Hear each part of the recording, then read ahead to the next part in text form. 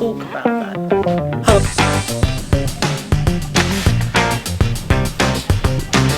It's dark down here. It's quite...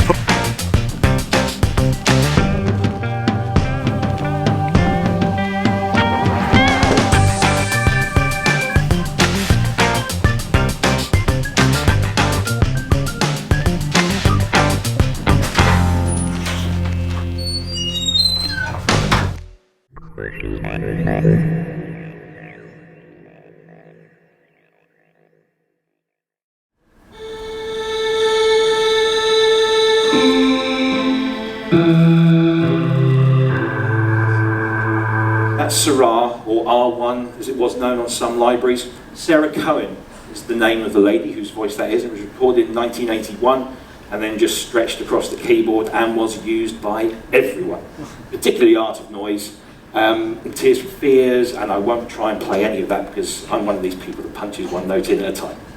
So that's Syrah or Sarah or R. So that's a nice one. Let's go back to our directory. So this is where you see where you have to kind of unlearn what you do with sampling with a Fairlight, because everything is key driven. You can use the pointer, but it really is very slow.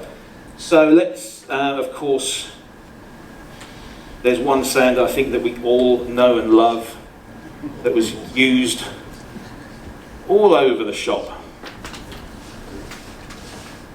Are you ready?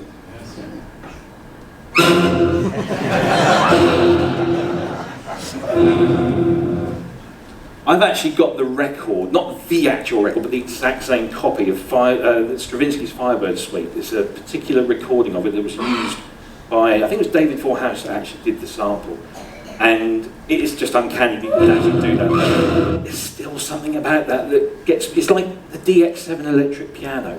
Hands up who loves the DX7 electric piano.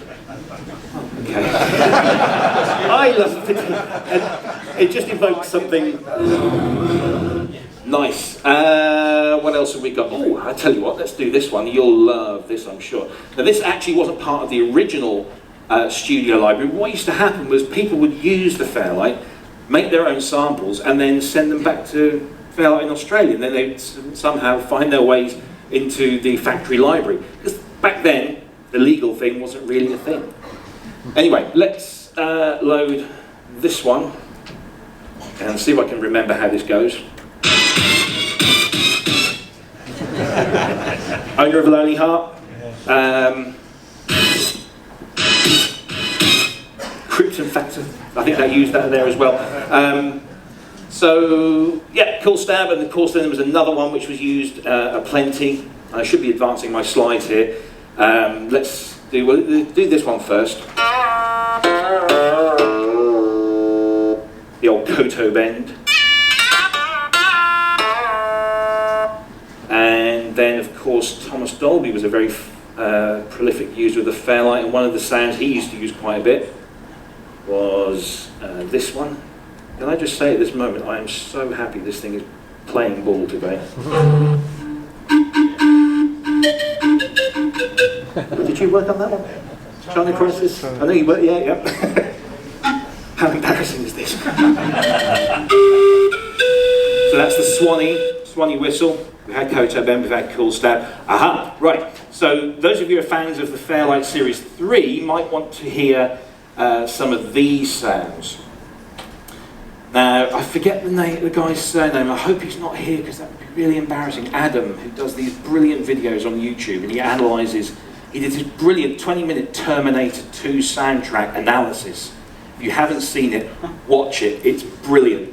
And he didn't have access to a CMI, but he spoke to a friend of mine in Australia who got one, and did this really big analysis of Brad Friedel's use of the CMI throughout the entire soundtrack. And of course, everyone lost their collective doodah over these sounds. So let me just bring this up. I do apologise for turning my back against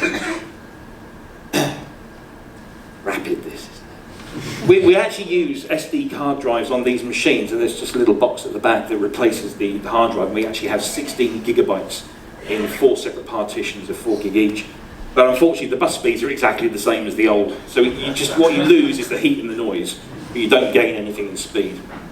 So, of course, this very famous sound, which I've talked about now, so let's do this.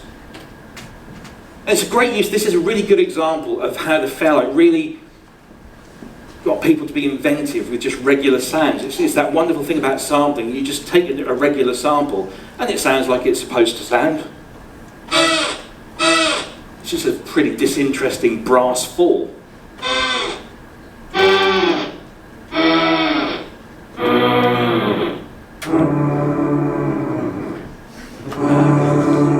I'll be back. And it just takes on this whole other quality. If you'd have said to me years ago, that's a brass fall, that's a bunch of trumpets, but no, that's been created in some fantastic machine. No, it's just a brass fall pitched down about 3 octaves. With a bit of delay and reverb, you get the picture. Let's do one more, again from that same movie.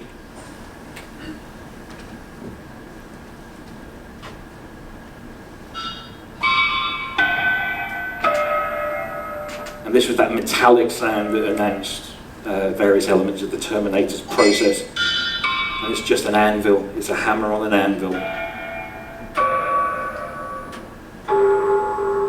And it just takes on this whole other quality that's just really interesting.